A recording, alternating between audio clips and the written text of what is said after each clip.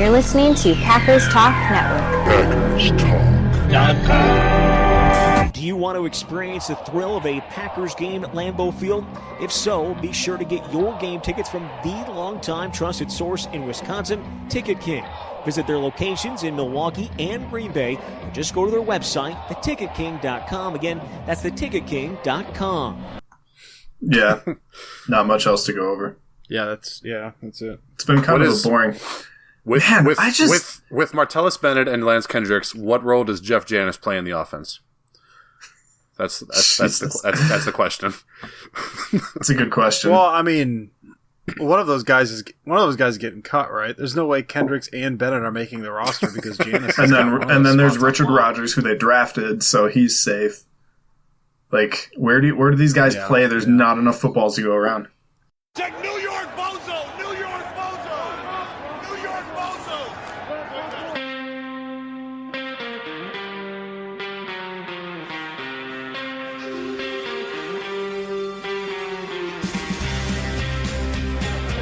I got to get my biceps a little bigger. Yeah, you can always work on that. Or I could sure use a hot dog with chili. You know what time the game starts? Hey, you got any left-handed footballs? We need to fire him. Is anybody else tired, or is it just me? Good thing I'm in shape. You got any eligibility left? I got some advice for y'all. Take 2 weeks off, then quit.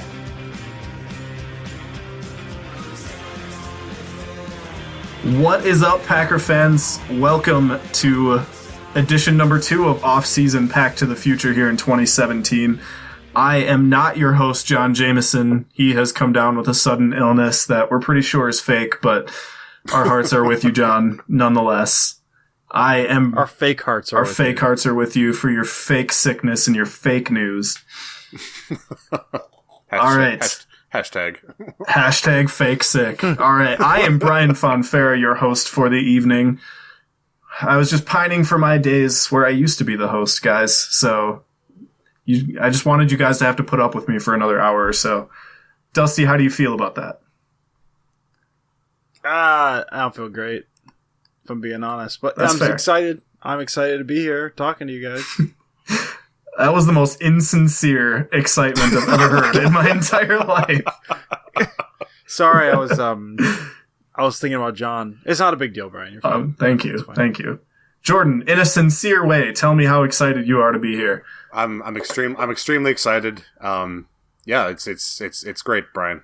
It's wonderful.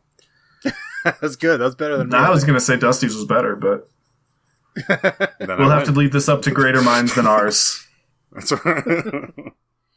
I don't know. Not that you're going to find greater minds than ours, but here we are. So we have so much to talk about, guys. It's ridiculous. It's ridiculous. Working with these many transactions related to the Packers in this span of time is really what gets me. Usually it's this much activity or less, but spread out over 4 months of an off season.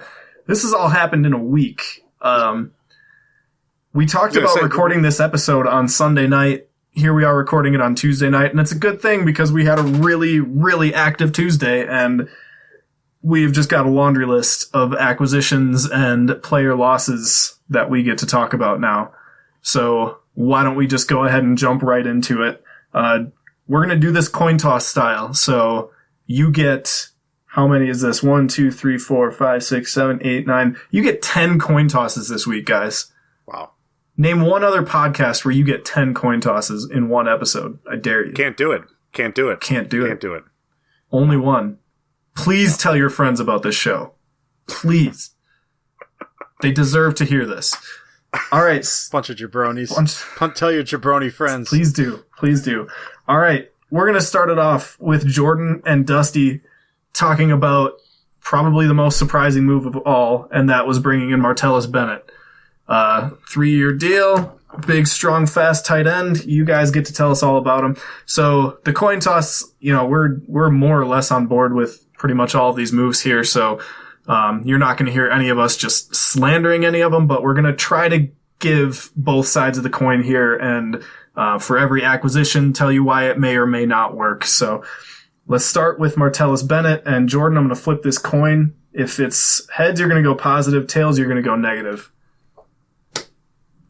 Jordan, have fun. why is Martellus Bennett in Green Bay not going to work? Why is it not going to work? All right. Well, let's. Yeah, this is a tough one. Perhaps I could possibly see this actually becoming an issue if you're not too well versed on Martellus Bennett's career. He is quite outspoken, which isn't really true of many of the Packers of recent history, or even on the team right now. In fact, really, when you compare him to most NFL players, he is very outspoken. That could end up being an issue maybe at some point. Maybe next season, if he's I don't know if the team is struggling, he makes some kind of comment.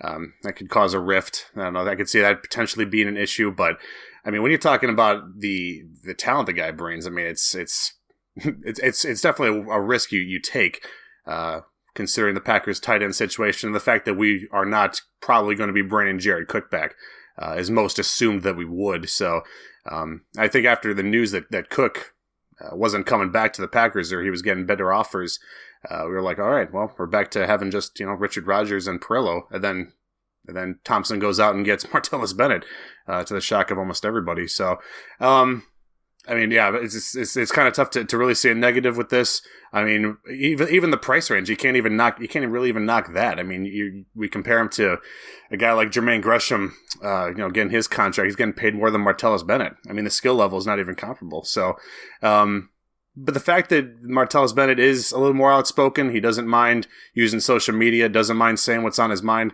that could potentially be an issue. Yeah, some point down the road in a bit of a funk for the Packers, but I mean it's a risk you take with a talent like him. All right, Dusty, what's got you excited? Man, like everything, just everything. I feel bad for Jordan because that was that was really difficult for him to do. That's I mean legit like the one thing you cannot be excited about this. He as I don't know if everyone's seen, he's already gone on Twitter. He had a poll for his new number, which was voted as 80. He actually got that cleared with Donald Driver, which I thought was really, really cool. Driver signed off on the deal, so it looks like old Martellus Bennett will be wearing number 80 this year. But, man, he's 29. I think I don't know if he turns 30 during the year or before the year. So, I mean, he's no spring chicken, but he's good, man. Like, he's really, really good. His catch rates since becoming a full-time starter in 2012, his lowest was like 61.8. He's consistently been high 60s. Last year, his catch rate, he had 73 targets. He caught 75% of the balls. To put that in perspective, Jared Cook's highest of his career was 60%. 60%. Cook never had a year that really rivaled, that came anywhere close to Martellus Bennett's best year. Bennett can block. I mean, you say, I mean, he's got the personality. He's a little outspoken. He also seems like a guy who kind of loosens some stuff up, in the locker room with that as well. I'm curious to see how that plays, but man, the guy can play. He doesn't have a ton of speed, but he is a pretty fast guy. He can block. Good route runner, good hands. Like, man, there's just nothing not to love about this. They got him on a really good deal, like you said, Jordan. Less than Jermaine Gresham, which sounds like a joke. Like, it just sounds like a terrible joke. Ridiculous. Man, it's hard not to be super, super. This one totally came out of left field. Was not expecting this. I am just over the moon about this. Man, I had a tweet. I have nothing against Jared Cook. He did a lot for us last year, but go watch the film. Anything Jared Cook can do, Martellus Bennett can do better. And I really do mean anything. Like Dusty said, better catch radius, better hands, better blocking.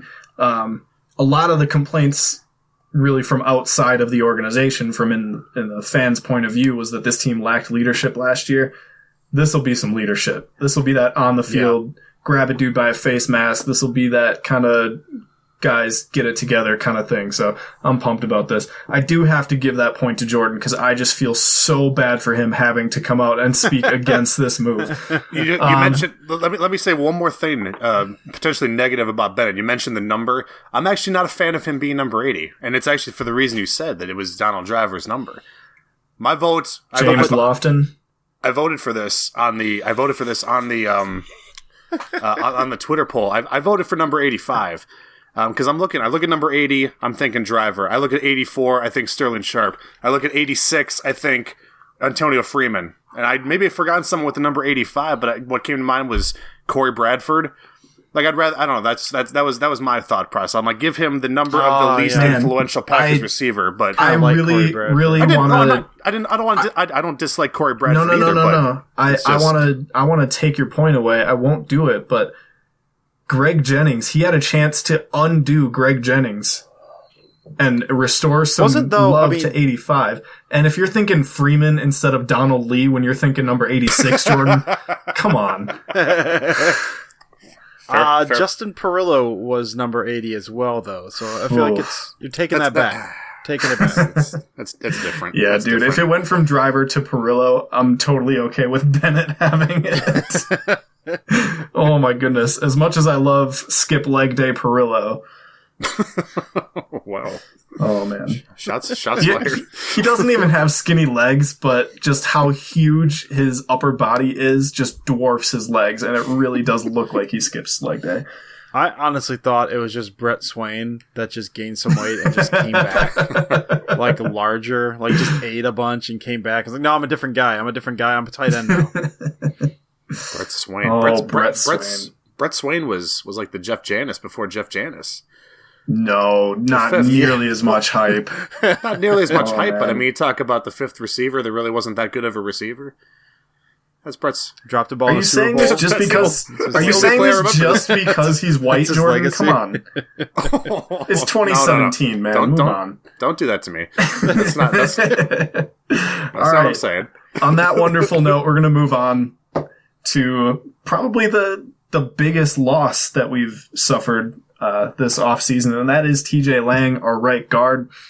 So Dusty and I are going to talk about that. The man moved to Detroit.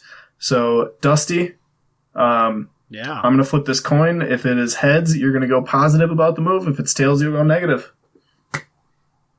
It's tails. Go negative. Why should we have kept him? Yeah, I mean, just the line. The line to me, I mean, you can look at the money and you can make excuses and rationalize it away, which I have already done. But I mean, so we had Taylor step in for Sitton last year, and that wasn't a huge deal. Taylor played pretty well. One of the reasons Taylor played so well is he was on a dynamite line. Like he was, and granted, I mean, people can't compensate for everything, but he's playing between Bakhtiari and Lindsley.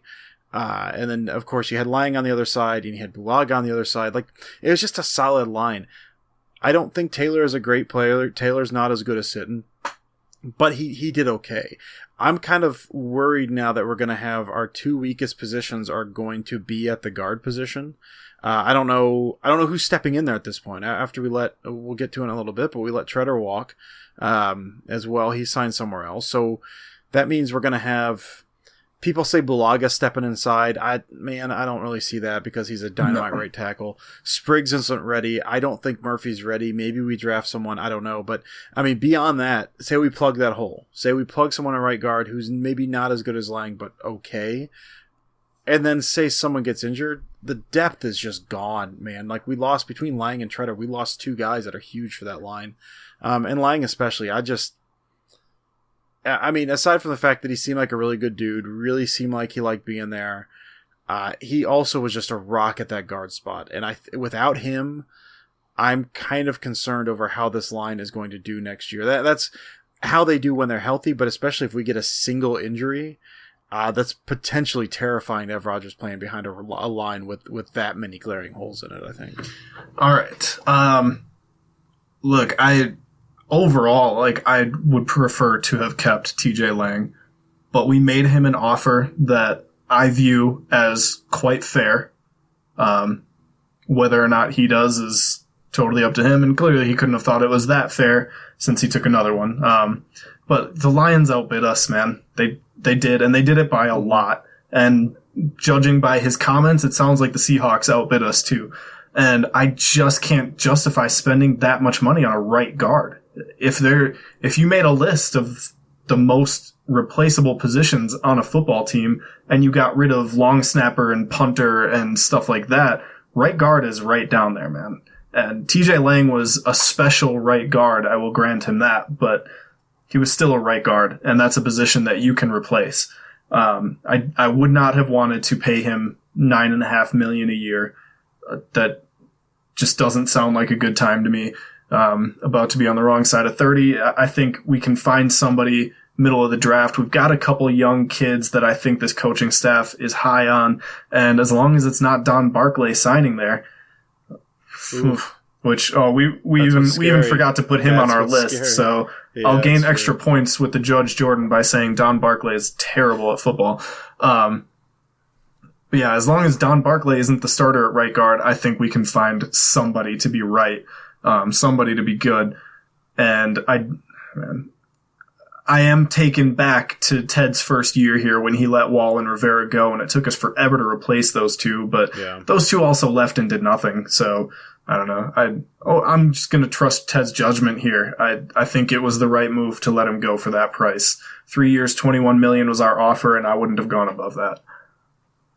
I tell you one thing I want to kind of add real quick that I was thinking about when you were talking that terrifies me is if you remember the second Vikings game, the second game we played against the Vikings, they went like double A gap blitz a lot, just over the guards. Sometimes they faked it, sometimes they came in, and they were still getting in even with a couple decent guards. Like playing them and getting that double A gap blitz look against who could possibly be left guard and right guard.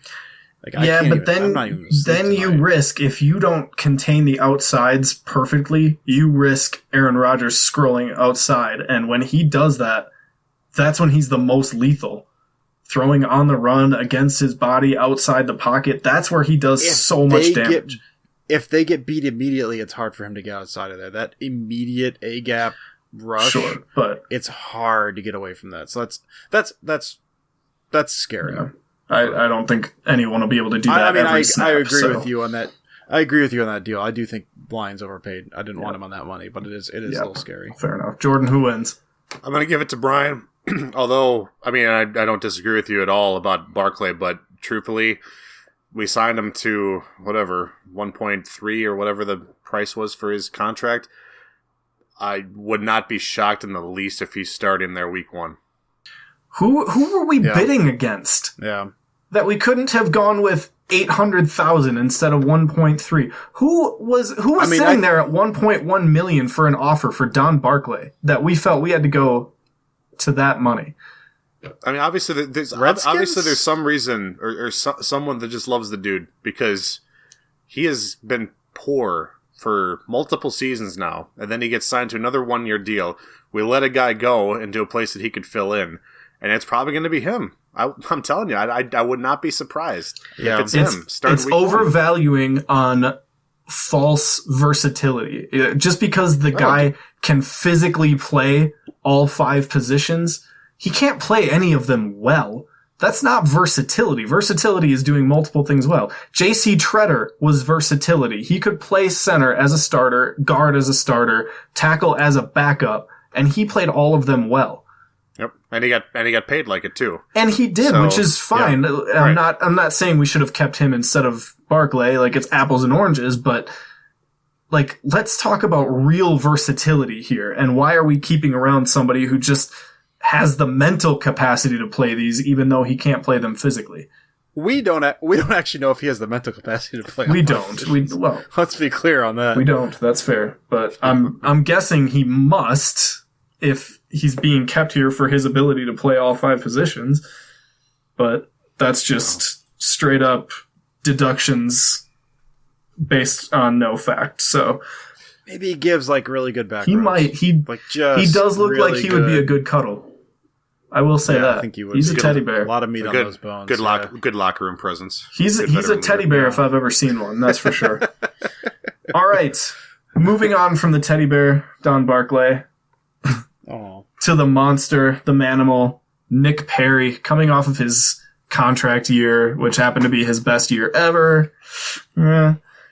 We'll see if he can replicate that pass rush moving forward. That's really the only concern, I guess. But all right, Jordan. It's me and you, buddy. We're talking Nick Perry. Let's go. All right. So if it's heads, I will go positive. If it's tails, I will go negative. It is heads. I get to go positive again. Yeah. All right. He's still young. He signed what I view to be incredibly team-friendly deal when some of the rumblings I was hearing, I mean, not from any like real sources, but it was really sounding like he was going to get paid big time on the open market to go play somewhere else. And the numbers being thrown around were numbers I knew that we wouldn't match, and I didn't really want to. If you go average salary, it's probably a little bit higher than I wanted to go. But then when you figure how much of it is signing bonus and not against the cap, and how much of it is guaranteed, and how much, like, he's making less than $6 million against the cap next year. That's nothing for a guy that led this team in sacks last year. The team that went to the NFC Championship game, he was their sacks leader, and he's going to be making less than $6 million against the cap next year. That's an amazing deal for the Packers. I just couldn't possibly be happier about that. He's always been stellar against the run. When you look back to some of those playoff games where Colin Kaepernick was just running all over us, he was running right at Clay Matthews, who just, for all the strengths he's had his whole career, he has never been able to hold an edge against the run. Nick Perry does that brilliantly. So even if he doesn't come back with that pass rush, you know he's going to hold the edge, and he's going to be really good against the run. So, man, this is a better team with Nick Perry on it, and especially given the deal that he got, I can't, there's nothing against it, man. I think it's just a great deal.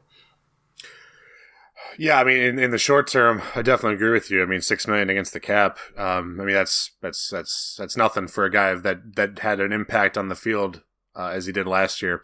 The potential problem is the fact that he played for us for 4 years before this past year, didn't play that well, and then came to a contract year and started playing great. Now he got his money. Are we going to get the same Nick Perry that we got last year? Not saying one way or the other, but I mean that is a concern.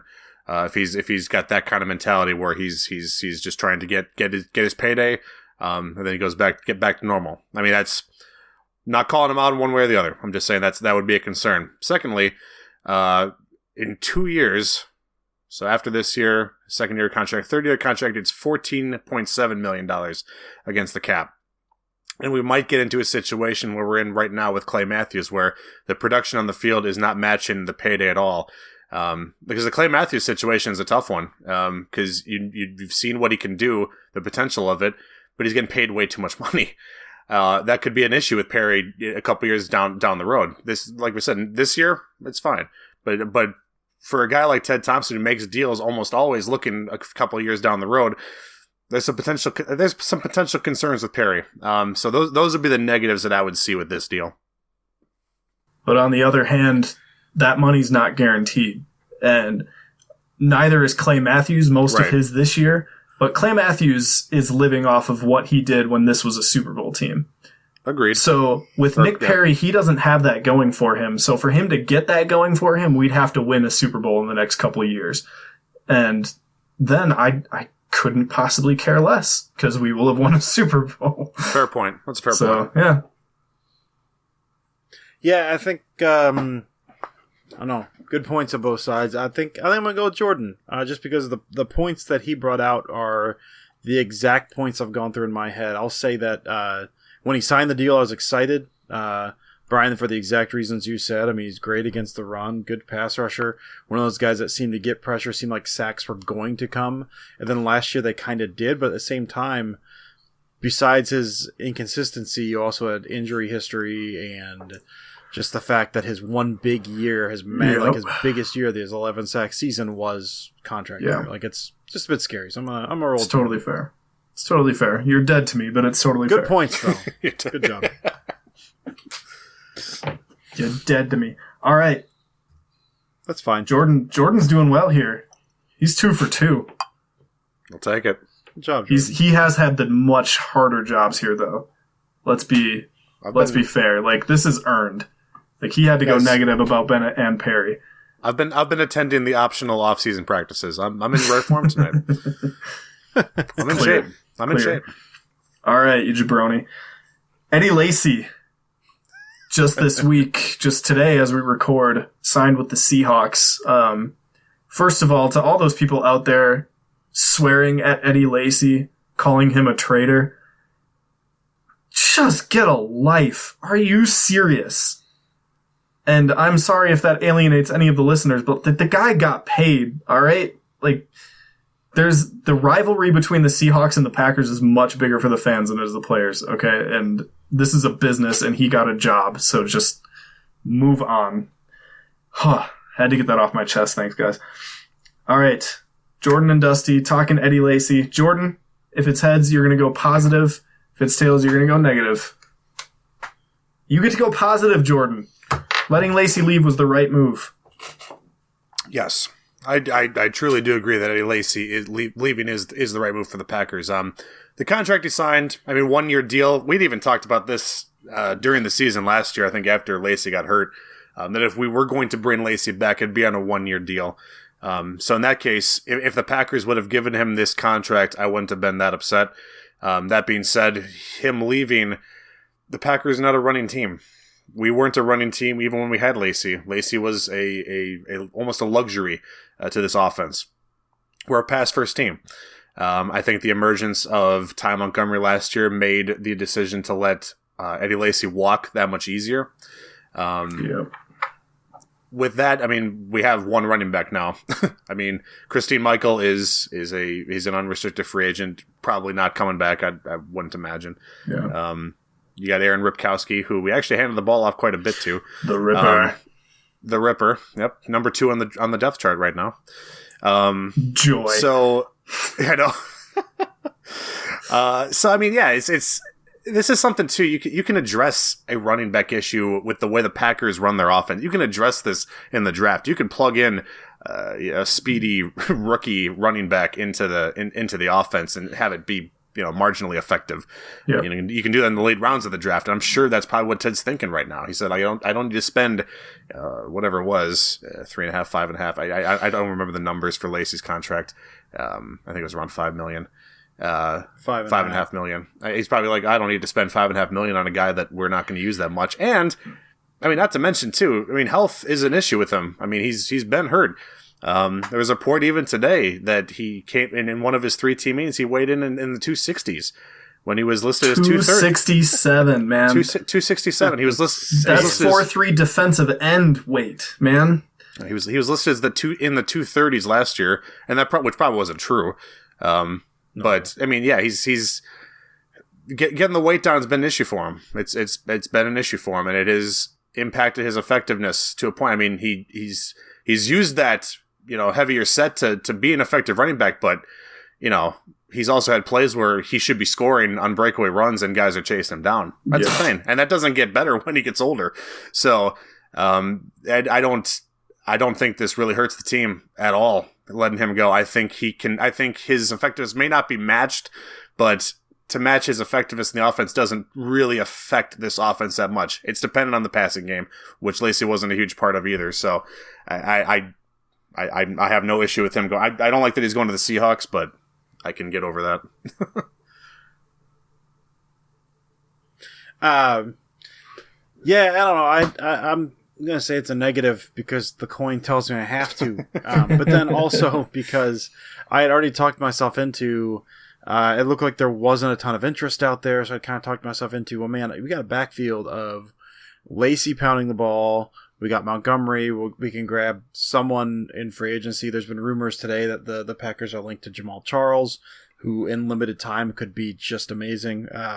We mentioned Ripkowski. Maybe Michael back, maybe someone on the late rounds, maybe bring back, I think Crockett's gone. Like John Crockett is like a number 3 or something is fine. But I talked myself into Lacy and Montgomery. Montgomery has not shown that he can stay healthy. Next year will be the first year in his career that he will be a full-time running back. And a full-time, we talked about this at some point during the season as well. A running back for the Packers is not a running back for every other team. You don't have to establish a run. You're not going to be pounding the ball 30 times a game like the Cowboys did with Zeke Elliott. You're going to be running the ball. Montgomery, I don't know, 12, 15 times a game and you're catching passes out of the backfield. But having Lacy as a compliment and just seeing what he could do, that was one of the things I loved with Lacy in the offense was sometimes McCarthy would fall a little bit too much in love with the run. And then sometimes Lacy would have a big game and McCarthy would stop using him. But there would be times when McCarthy was he'd ride the hot hand. If Lacy's working, you just let Lacy work. And until they stop it, and then you kind of run other stuff off of that. It does open some stuff up. It draws the safeties up. Without Lacy, they don't have that. And I love Ty Montgomery, but Lacy was a special runner in that. Yeah, he was a big dude, but man, for a big dude, like he wasn't fast, as you mentioned, Jordan, but he had quickness and a really quick feet, really smart decision making, and just could read the line really well, great patience, and just burst through the hole. And Montgomery has that as well, but again, like you could have two of those guys. I think with the deal that he got, with $5.5 million, $3.5 million guaranteed, with the cap money the Packers have, that's a perfect prove-it deal. I don't know what the Packers offered him, and maybe he'll flame out. I don't think he's going to be good in Seattle. I think it's a bad fit, but if he could have come back on a 1-year deal, just given one more good year, which I think he could have done, I think this could have been a really, really special offense, especially given what the tight end did. Now they're might be scrambling a little bit.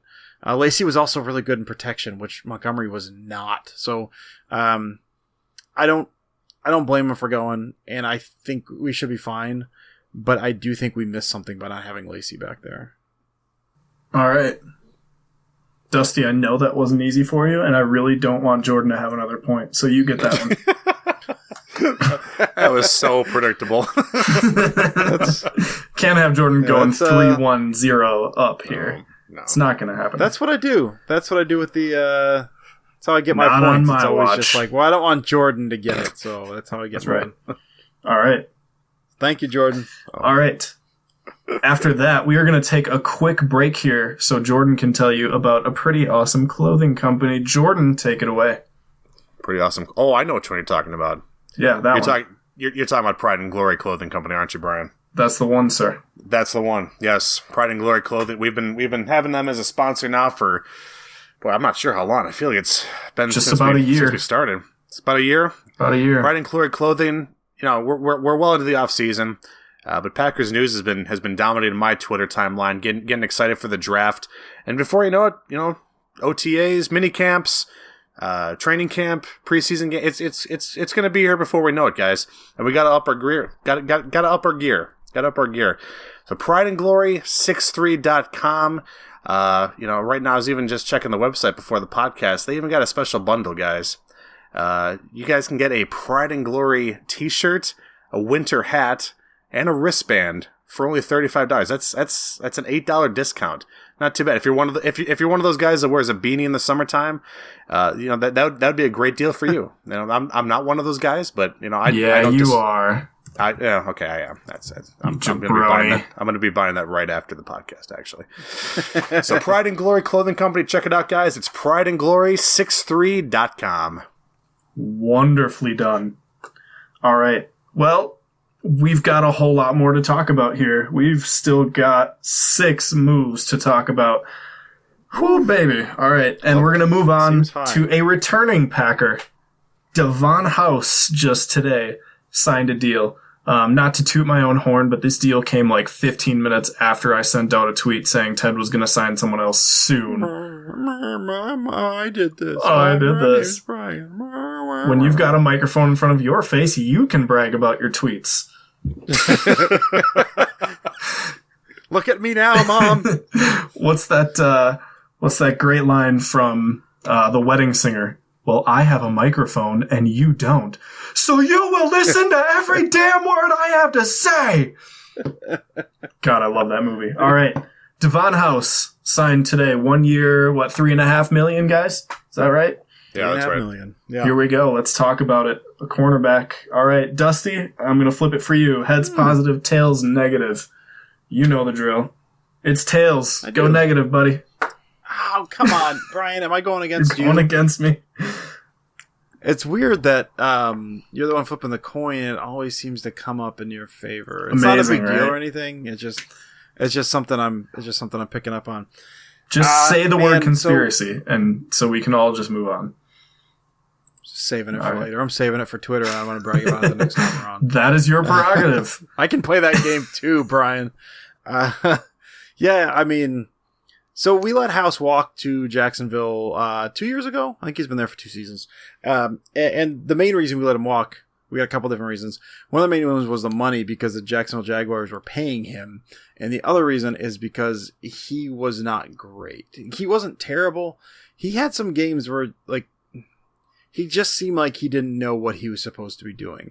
At best, like, the best he is a, we'll say, slightly richer man's Ladarius Gunter. And we already have one of those. He's not a fast guy. He can kind of cover bigger guys on the outside. Kind of a long arm, lanky kind of guy. He can jam. Decent coverage skills. A little stiff at times. Can get lost on the occasional double move. Like, he's fine. He's fine. And for $3.5 million, like, that's fine. But I'm scared that people are hoping that this is going to turn the secondary around after the issues we had last year. And given what we've seen out of him, I think there will be an improvement, but I don't think it's going to be a vast one. I mean, Gunter got better as the season went along, but Gunter was not great by any stretch of the imagination. And we just added another one of those guys that we already let walk. So I don't know. Like, I think the secondary will be better next year just by default, because you'll have another year with Randall and Rollins. And I think those guys are going to be really, really good next year.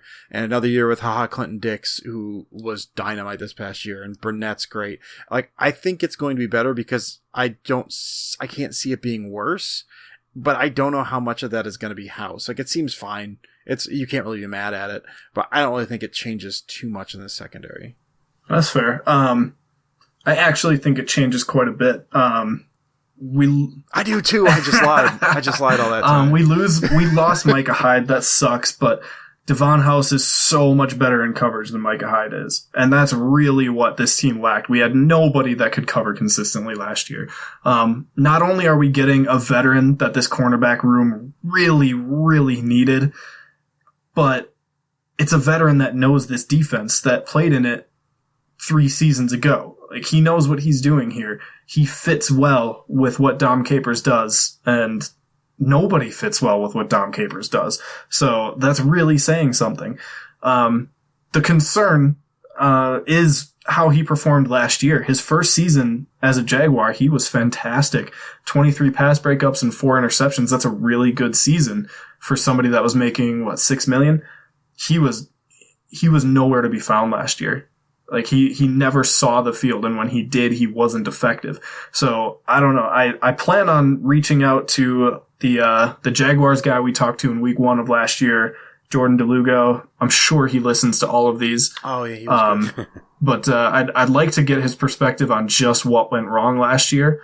But from what I've been hearing, it was just he didn't fit with what they were trying to do. He fits here, and I'm really excited to see him back. I think he's going to help a lot with this secondary.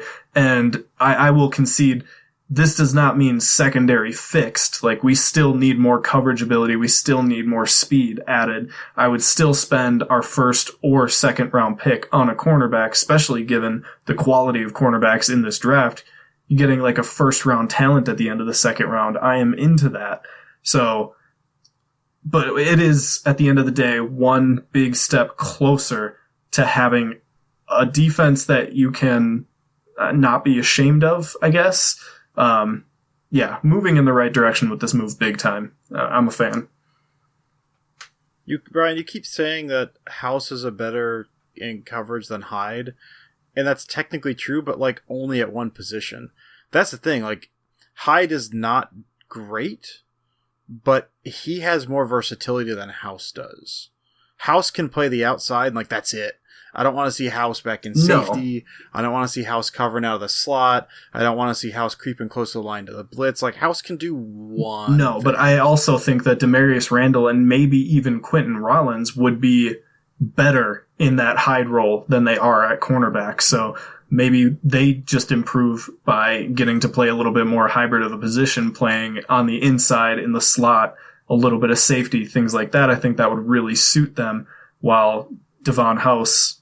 I mean, I'm not pumped about the idea of Devon House covering a number one receiver every week, but we have a much better chance at success with that and those two young guys playing inside, playing the hybrid role, than we do Ladarius Gunter lining up against Julio Jones.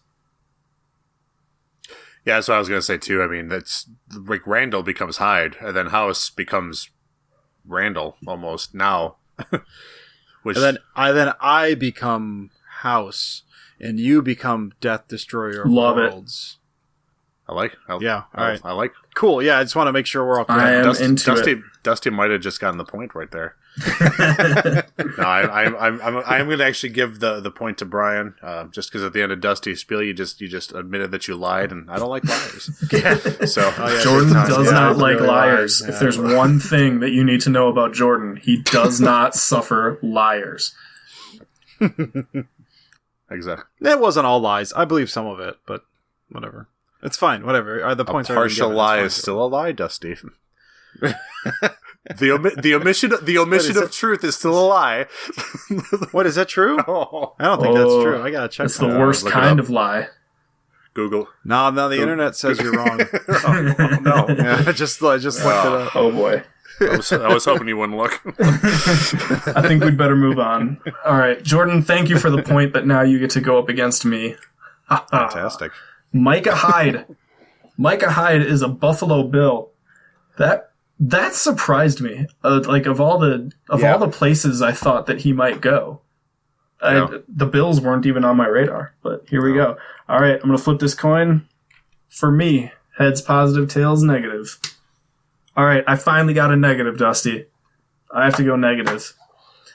That's good for you. I'm glad you finally just skewed one away from your favorite just once, Jordan. Thanks, Brian. Anyways, all right. And do you notice that I did it when you were the judge too? So trying to gain a little bit of favor here. No, didn't go unnoticed. Yeah. All right, Micah Hyde. I'm a big fan of his. I'm a big fan of his game. I know I just talked out about his lack of coverage ability, and yeah, it's there. And yeah, if he had made that interception, we would have beaten the 49ers in the playoffs and moved on a couple years ago. But you know what? That's a long time ago. I've just always been a fan of his. He plays smart. He plays solid. To showcase the smartness, the way he read that throw by Dak Prescott in that Cowboys game, he knew he was going to intercept that ball. He knew exactly where it was going to be 5 seconds before that play even started. And that's just the kind of leadership, the kind of smart play that we're losing at the back end of our defense right now. And it's never good to lose something like that, especially when we're talking about a team that, especially in the secondary, lacked so much of just that, with Kentrell Bryce and those yet three young cornerbacks getting all that playing time. And man, it's tough to lose something like that. Left at a reasonable price, I'm not sure that I would have matched it. Clearly Ted wouldn't have matched it, but man, we're going to miss his smart football ability next year. Yeah, I mean, you mentioned the contract. I mean, I think that's really where this comes down. I'm not sure how fair it really is. I think Micah Hyde did very well for himself, getting that contract from Buffalo. And it was certainly, he doesn't get paid all that money without his play in the second half of the year. So I will give him that. He had an opportunity and he used it. But the fact of the matter is Hyde is not a very, not a very quick, athlete, defender in our secondary. Certainly a guy that did well for us, not to mention not just in the defense, but also in the punt return game. He wasn't a dynamite punt returner, but he was solid back there. So that's something else we're kind of losing with him. But I mean, at the end of the day, you cannot fault Ted at all for not dishing out $30 million to this dude over 5 years. This can be he can be upgraded upon, and we even mentioned it with the last debate. I mean, you have Devon House now. Being just a corner on the outside, you can move Randall into that hybrid role, which is more what he played in college. He played safety in college. So I think for the Packers defense as a whole, we're better off now with Hyde gone and House in. So in that right there, we're paying a lot less for Devon House than Micah Hyde. So, I mean, all in all, it's a fantastic move for our secondary. Yeah, and I do want to bring up one thing about that Prescott interception, Brian, was per Micah Hyde after the game, he said Gunter, who was standing behind him on that play, read the same exact thing and was pointing it out to him. Oh. So you do lose some veteran stuff, but Hyde was not the only guy that saw that. There's smart guys in that secondary. Hyde just happened to be in that position. It's true. But yeah, I'm gonna go. Just I go with Jordan again because why not? Because why not? Why not? I'll go with Jordan again. Yeah, I mean, Jordan, your point about the second half is very, very true because I feel like before that, I mean, first half of the year, Hyde didn't do much, and for most of his time there, he made a handful of impact plays, and the best you could say about him, he's a solid, halfway decent tackler most of the time. Like that was it. He parlayed a big second half, an impactful second half. Like you said, I don't want to say that's not good, but he had a very good second half and got paid, and that's fine. But there's I fault Ted nothing for not paying that money. Agreed. I think Ted was looking at 4.5 average salary per year, and over 6. Yeah. I don't mind the Bills overpaying for Hyde. That's like what we got Martellus Bennett for, guys. Yeah. It's amazing. Yeah, that's true. Yeah. And yeah, I wouldn't have matched it either. And what really doesn't make sense, of all the cornerbacks to go after, for the Bills to go after Hyde, I get that they had to cut a safety and they lost Stephon Gilmore, so they lost a cornerback and a safety, so they got a guy that can play a little bit of both, but they lost their best cover corner. And they're replacing him with Micah Hyde on a big deal. That doesn't make sense to me. It feels like they didn't do their research. Hyde is fine in the slot, in space as kind of an extra linebacker, and at safety, but he's not above average at any of he's not. Spots. And it's just it's the overpaying. I mean, it's for the Bills. He's a good player for any team, but he's not worth that money. And for the Bills, who are just desperate for a cover guy after losing Gilmore, they overpaid for a guy that's not a cover guy. Yeah. And you wonder why that team is so bad every year. They always say, it's not 5 years, $30.5 million. That's not the real thing, but they still gave him, that's $14 million guaranteed. Yeah. That's fairly high for Micah Hyde. Whereas $14 million over 3 or 4 years really would be the most I would have given him. The dude was third safety and fourth or fifth cornerback on the Packers secondary. Right. And not a good secondary. So yeah, I'm with you. All right. Moving on from Mr. Hyde, Lance Kendricks, a Wisconsin-born, Milwaukee native, Wisconsin Badger in college, St. Louis Ram for 6 years, was blindsided, he said, when he was cut by the Rams. The Packers didn't let anyone else talk to him. The very next day, they had an agreement in place with him. So, Ted, my goodness. Ted never has this kind of tenacity for a free agent, by the way. He never sees what he wants and just goes and gets it like this. So, that really caught me off guard. Okay. Oh, I made a mistake here on the roster. It is not my turn. It's Jordan's turn.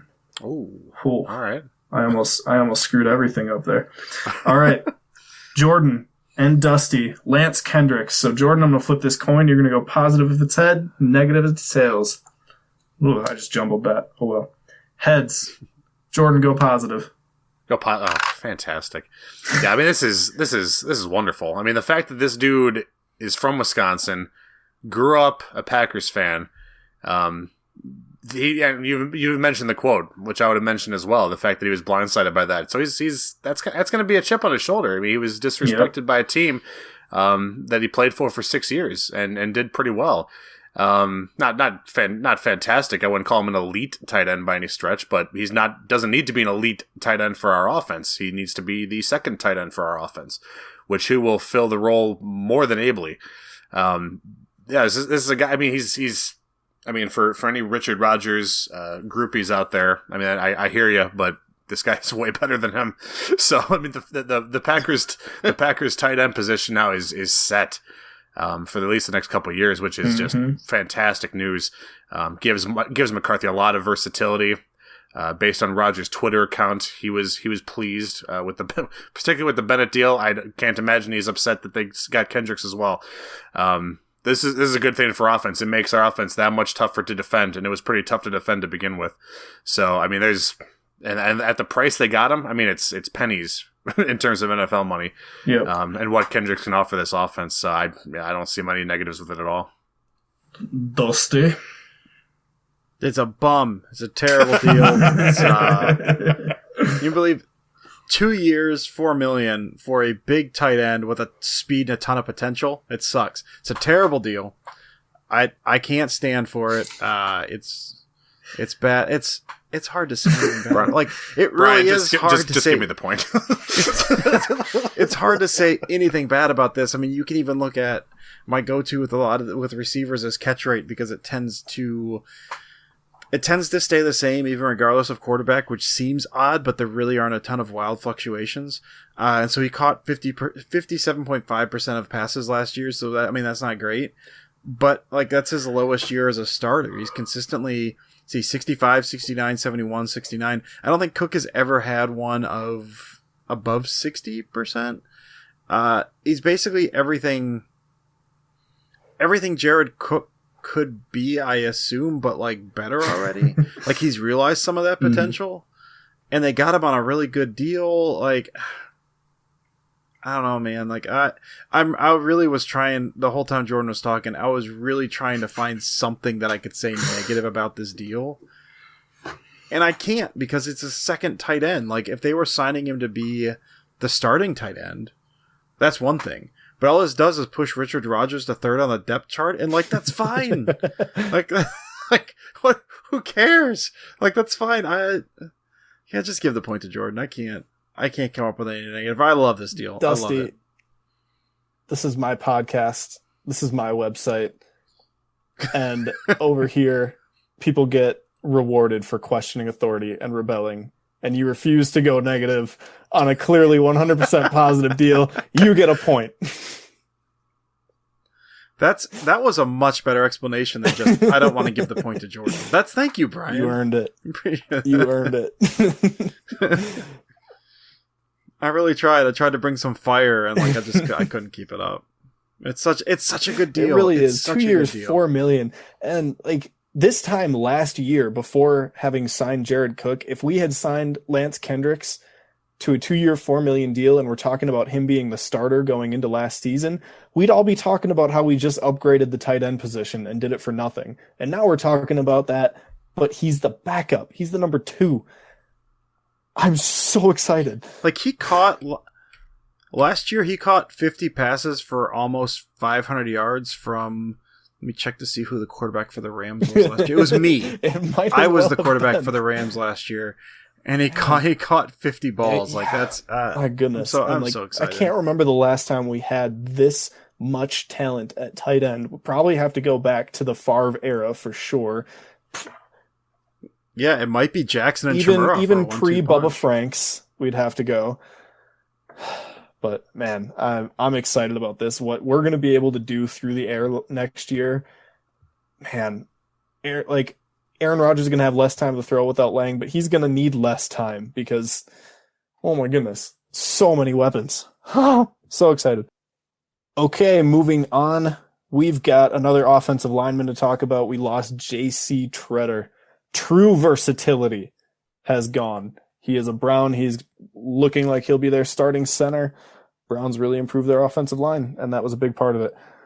All right, Dusty, it's you and me. Mano a mano. All right, I'll flip this coin. If it's heads, you go positive. Tails, you go negative. Heads, you get to go positive against me now. What? Yeah. Woo! What's rigged? I get to go positive. I mean, we talked about this earlier, or I brought it up with on the Lang point.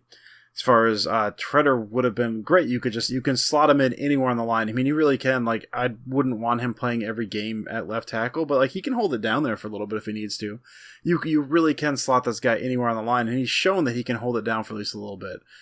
Putting Treader in that right guard spot, I would have been seamless. So I really wanted him, and then if nothing else, even if you get someone to plug that hole, you get that depth, man. Just anyone goes down, just you put Treader in there for the game, maybe even the next game, and you know that he's not going to kill you. And that's huge. That's huge, especially if you have questions along the offensive line or if you're lacking depth. Losing Treader, that sucks. He got the money he got too. Like, he didn't get a ton of money. It was 3 years, 16 million, 16.75, 10 million guaranteed. So, I mean, that's kind of a big deal. I mean, the only thing I'll say is, I mean, wait, am I positive or negative? I forgot what I was doing. I'm positive. Good. Okay.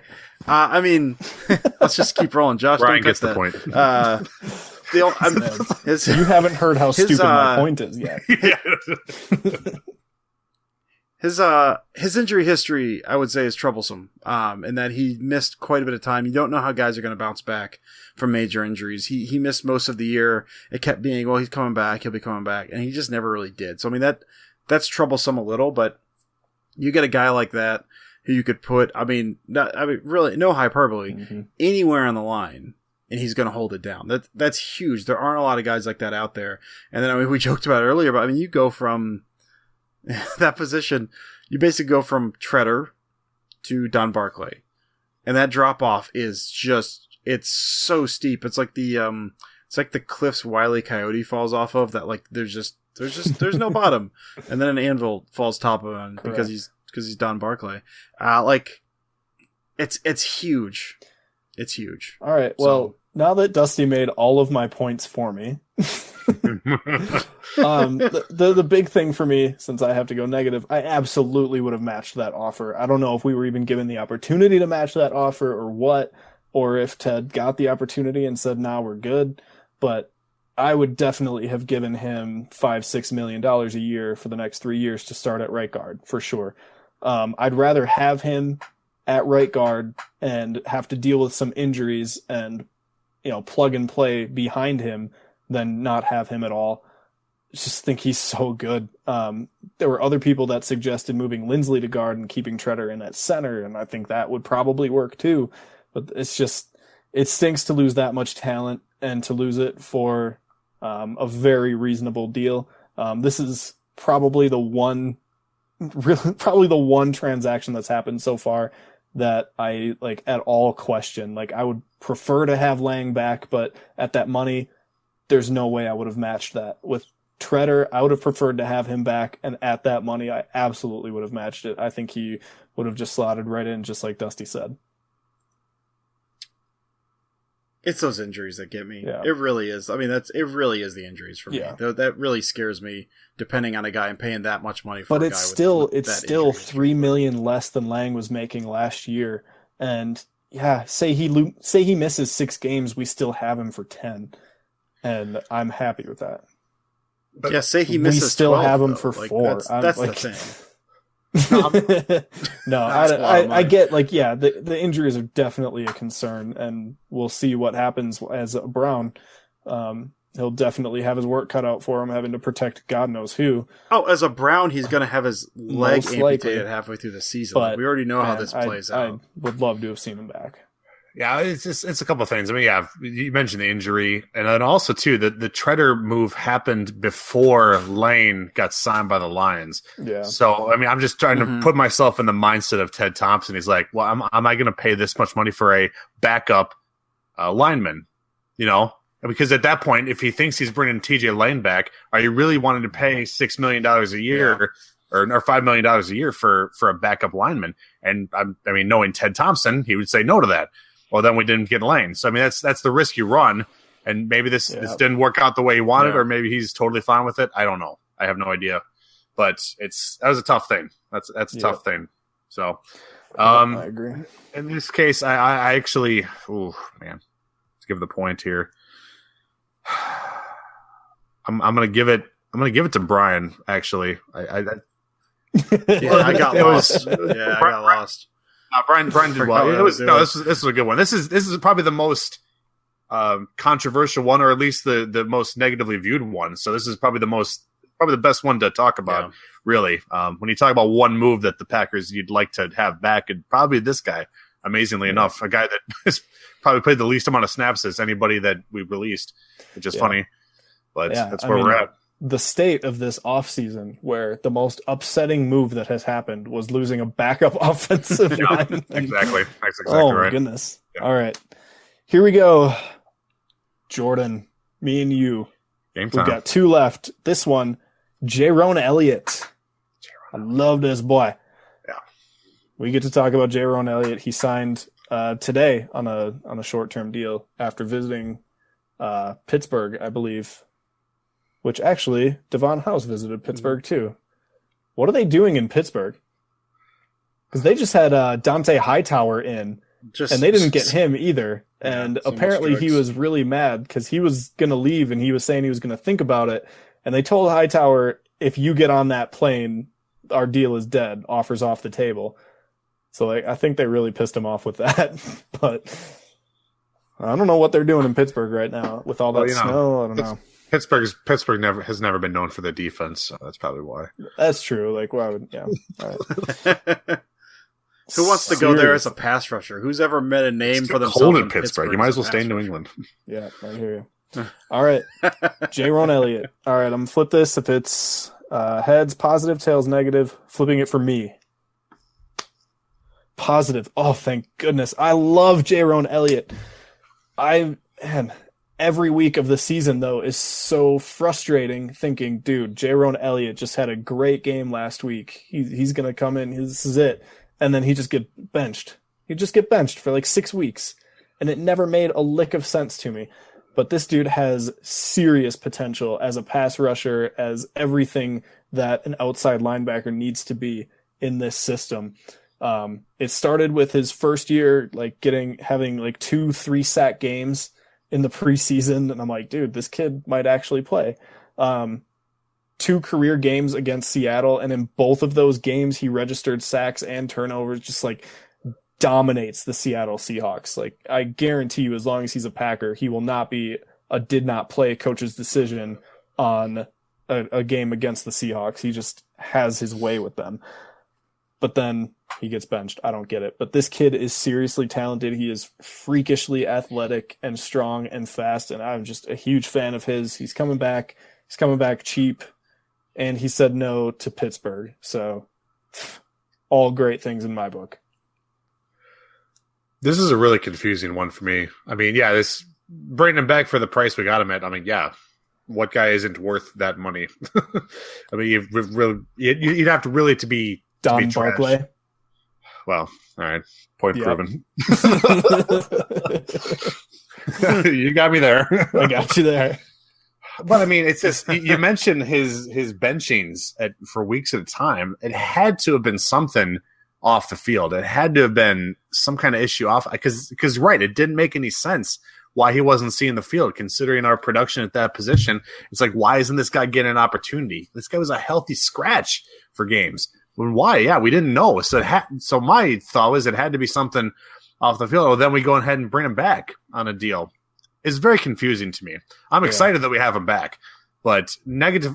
If we're looking for a negative here, it's like, why was this guy benched? Was it a personality issue? Was it an off the field issue? Something in the locker room? I don't know.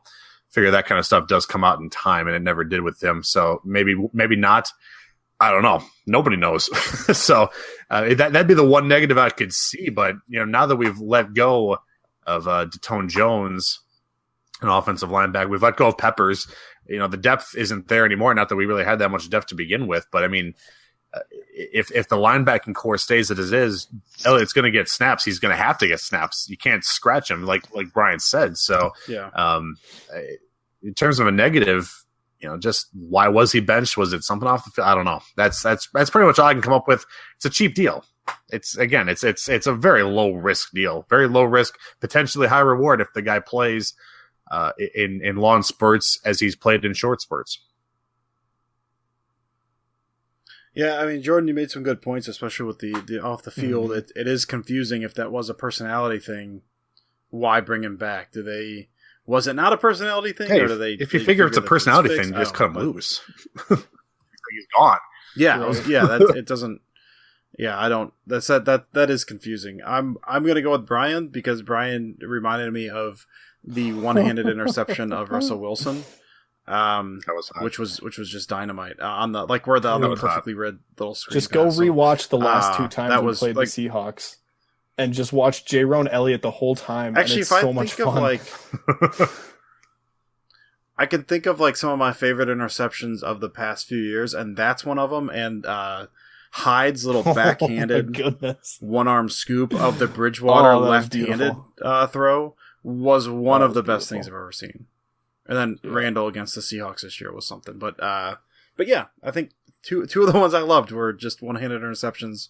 One guy still here, one guy not. So, hey, Brian, thanks for I'm reminding having me a of total that. brain I have lock. a point. I do not remember the Micah Hyde one against Bridgewater. Oh, dude, look it up.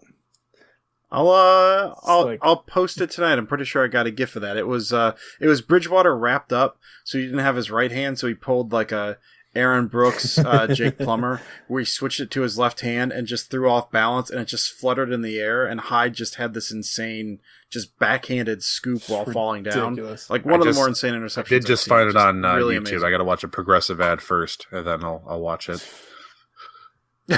Dude, So, you your gotta night go was pass pretty blocker, man. exciting. It was on Sunday Night Football. Oh yes, that Yeah, it was. play. That's right. That Okay, play.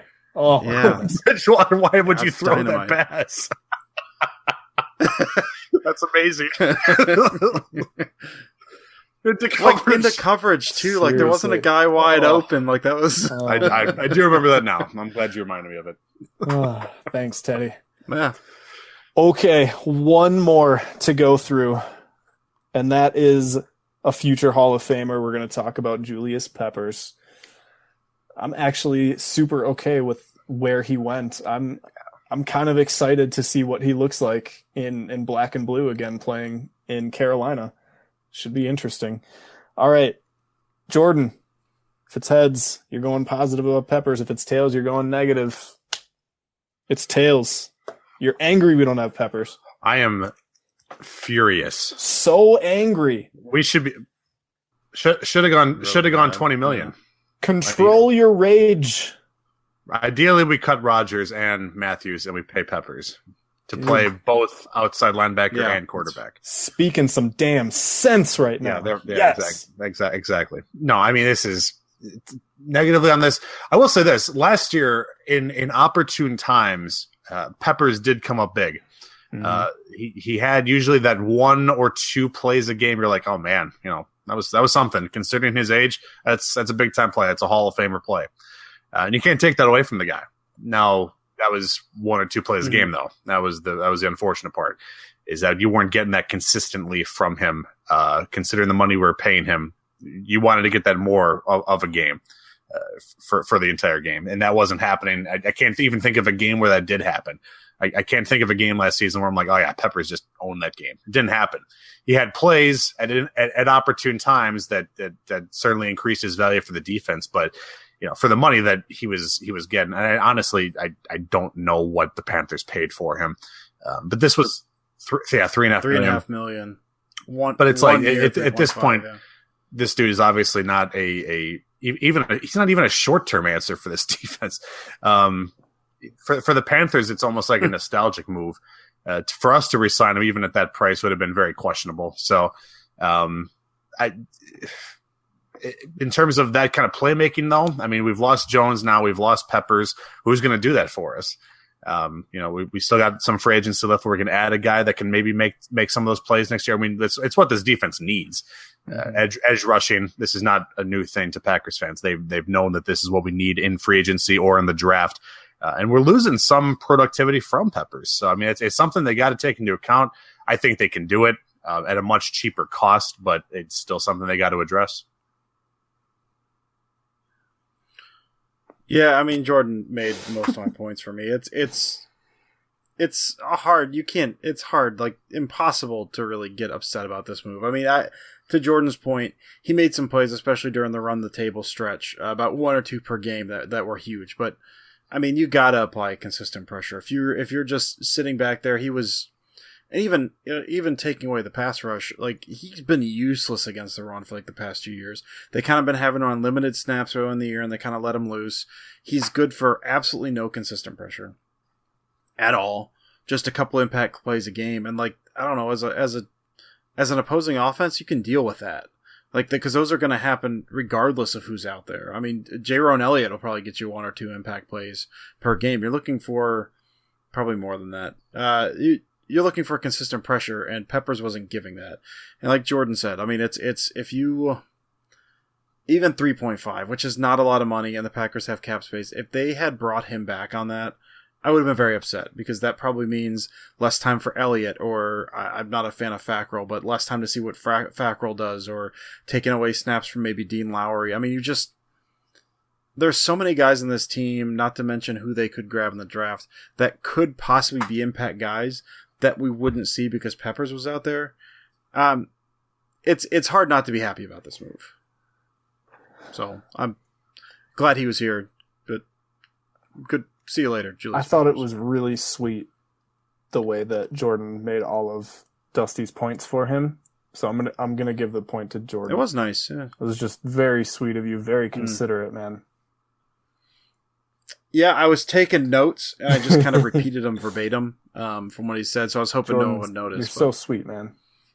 All right, so Jordan got that very sweet point right there, which means that Jordan and I tied at the top of this week's rankings. The biggest coin toss that Pack to the Future has ever done. By far. You guys are welcome. I don't think we've ever gone, like, maybe one week we did 4 or something, but we've never gone over that. So we just more dropped than 10. double, We just dropped man. 10? We just dropped 10, man. Love it. Yeah. Tell your friends about this show. Final thoughts, Dusty, kick us off here. All right, so during the NFL season, I would always look at cheap tickets just to see what the next game you could go to if you felt like going to an NFL game but didn't want to pay any money. And it was always the Browns or the Chargers or the Chiefs or probably the Jaguars. I should have kept notes. I don't know. I'll do that next year. I'll track it next year. But listen, man, baseball's here now. Baseball's here. We've got the World Baseball Classic, which is awesome. My boy, Miguel Cabrera, hit a game-tying solo shot in the bottom of the 9th last night, and it got me excited about the upcoming Tiger season. But more importantly for this segment, we have got spring training. And if you want to go see a Brewers game down at Maryville Park in Arizona, you can go see Royals Brewers. I forgot the date. I think it's Friday. Pretty sure this Friday. Maybe the podcast will be out by now. I don't know. You can get lawn seats, which, man, if you've never been to a spring training game, lawn seats are the best. They're dynamite, man. You throw a little blanket out there, you have a little picnic, you bring a little booze, or maybe buy some cheap booze because you're at a cheap spring training game. You can go to that game, sit on the lawn, out in left field. $7.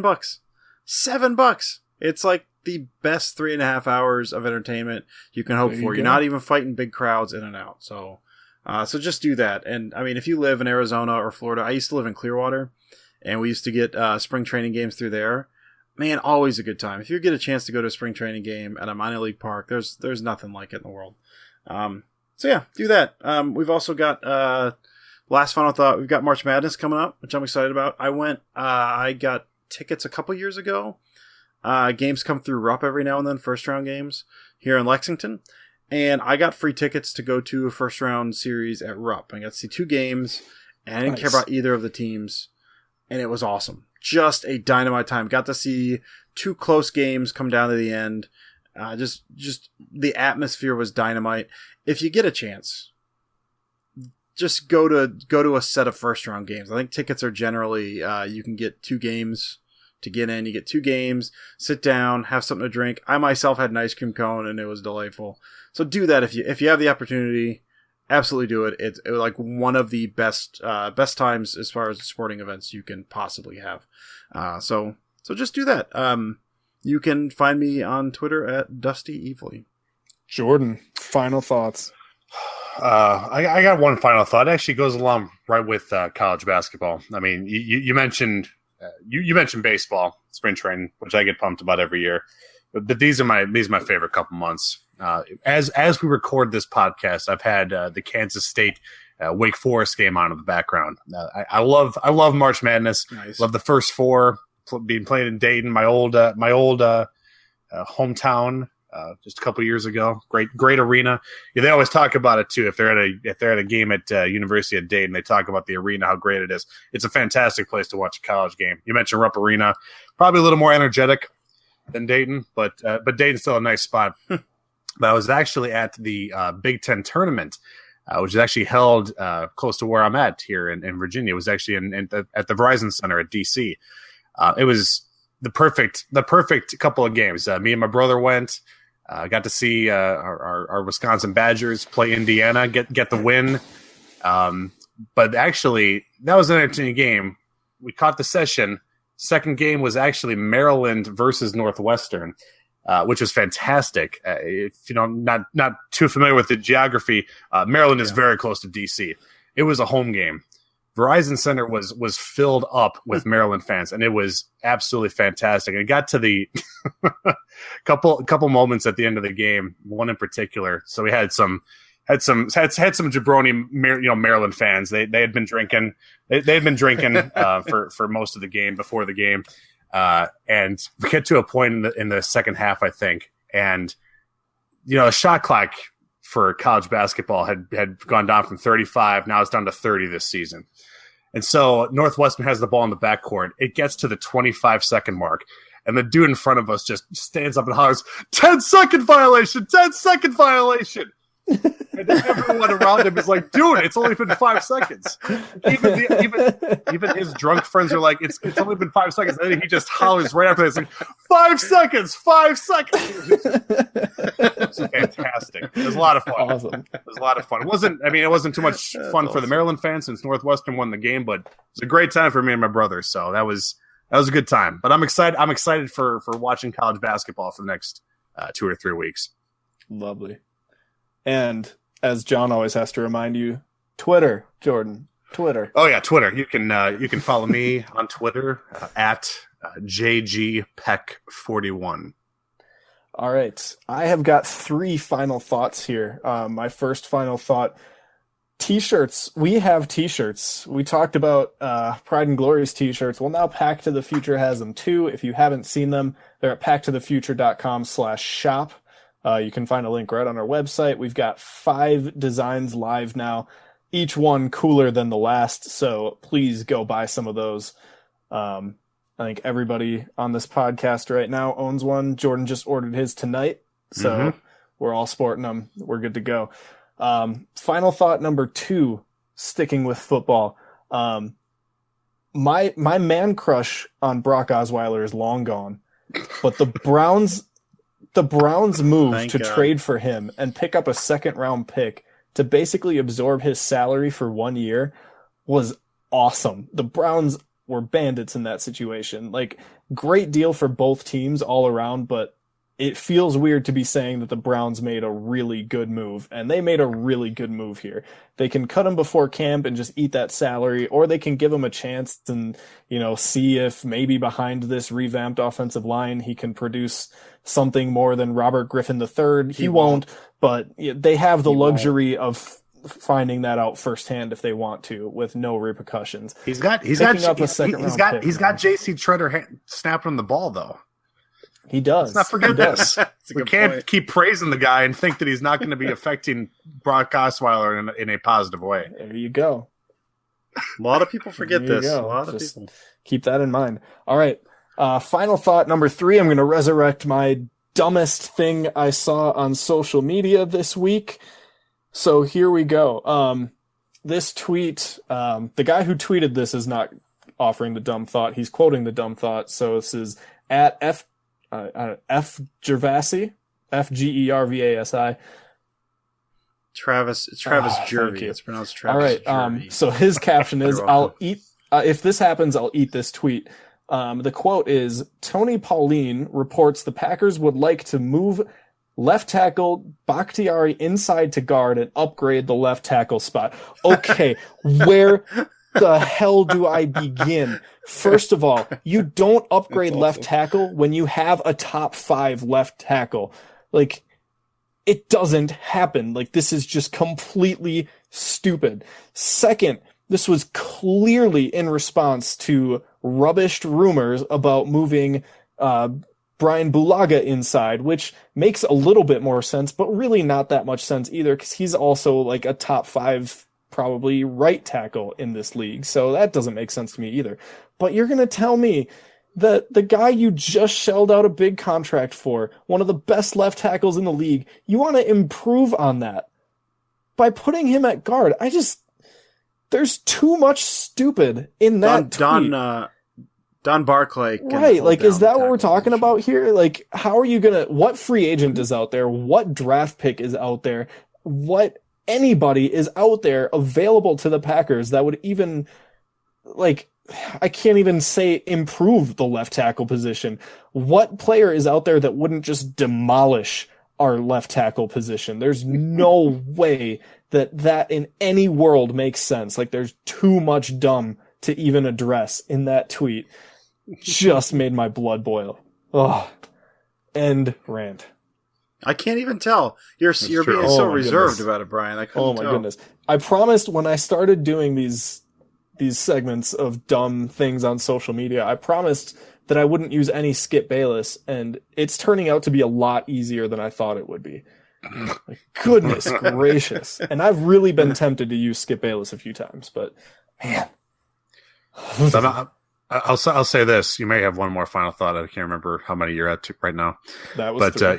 That was 3. Okay, good. You mentioned Travis Jervey, so I looked him up on Wikipedia right now. I found this. I have to say this. This is hilarious. I wanted to see where he went to college. He went to the Citadel, drafted in 1995. But this is so they give his high school some pro stats, but then his personal section on Wikipedia says verbatim, while playing for the Packers, he lived with teammate LaShawn Johnson in Green Bay, Wisconsin. The two owned a pet lion named Nala, which they purchased from a Dallas pet store for $900. Like, who found that out? Who finds out this information and posts it to Wikipedia? Yeah, I knew that. Like, the 2 facts I knew about Travis Jervey was that, and that also he got braces as an adult. And I hated him so much. I don't know if this is actually true or not, but hated him so much that after like a week, he pulled him off with the pliers, just himself. Just I believe that real hard. Pulled him right off with the pliers. I love that. Yeah, I do too. Those are the 2 facts I know about Travis Jersey. Also, apparently his nickname per Pro Football Reference is Flash. I feel like that makes perfect sense. He was a quick little guy. Yeah, he was a quick little dude. Amazingly enough, he's only 44 years old. I figured he'd be older. Feels like he was a Packer like 40 years ago. Like, isn't Tom Brady 40 years old? 41, I think. He's like 80. Jeez. Oh, man. All right. You can find me on Twitter, PTTF_Brian. Check out, we got a new podcast signed up at Pack to the Future. It's called Blue Cheese Radio, a couple of Kentucky guys. So, Dusty, you should like that, being a Kentucky guy yourself. Yeah, they're my best friends. That's right. They do a really good job on that show, so make sure you're checking that out. Their most recent episode is up on our site right now. You can find it easily, so check it out. Thank you guys so much for listening. We had a ton of fun making this show today. We will catch you next time. Go Pack, go. Go Pack, go.